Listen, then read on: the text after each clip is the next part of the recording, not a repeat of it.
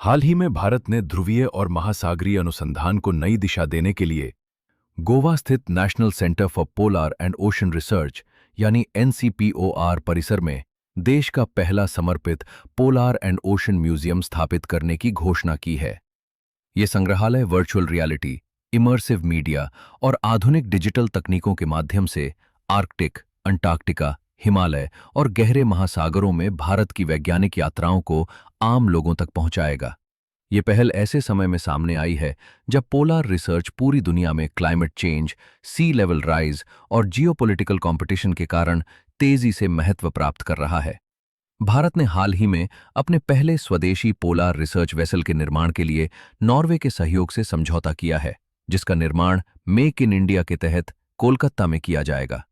लगभग 2,600 करोड़ रुपए की लागत वाली ये परियोजना भारत की ध्रुवीय वैज्ञानिक क्षमता को नई मजबूती देगी। अंटार्कटिका में भारत अपने पुराने माइत्री स्टेशन के स्थान पर आधुनिक माइत्री 2 विकसित कर रहा है, जिसे 2029 तक पूरा करने का लक्ष्य रखा गया है। वर्तमान में भारत अंटार्कटिका में माइत्री और भारती, आर्कटिक में हिमाद्री तथा हिमालय में हिमांश अनुसंधान केंद्र संचालित करता है, जिससे वह दुनिया के तीनों प्रमुख बर्फीले क्षेत्रों यानी 3 पोल्स में वैज्ञानिक उपस्थिति रखने वाले चुनिंदा देशों में शामिल है। पोलार रिसर्च भारत के लिए केवल वैज्ञानिक जिज्ञासा का विषय नहीं, बल्कि राष्ट्रीय आवश्यकता है। आर्कटिक में पिघलती बर्फ और बदलते समुद्री तापमान का सीधा प्रभाव इंडियन मॉनसून पर पड़ता है। इसलिए इन परिवर्तनों को समझना कृषि, जल प्रबंधन और मौसम पूर्वानुमान के लिए अत्यंत आवश्यक है।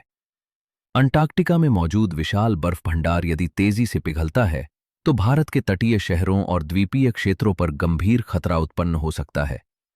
दूसरी ओर, डीप ओशन मिशन के माध्यम से भारत हिंद महासागर में पॉलीमेटैलिक नोड्यूल्स, निकल, कोबाल्ट और अन्य रणनीतिक खनिजों की खोज कर रहा है, जो भविष्य की ऊर्जा और प्रौद्योगिकी जरूरतों के लिए महत्वपूर्ण है।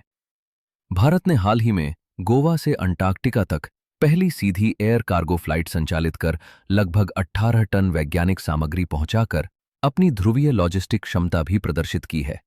साथ ही इंड आर्क जैसी आर्कटिक वेधशाला समुद्री तापमान और बर्फ पिघलने के आंकड़े एकत्र कर मॉनसून से जुड़े महत्वपूर्ण संबंधों को समझने में सहायता कर रही है।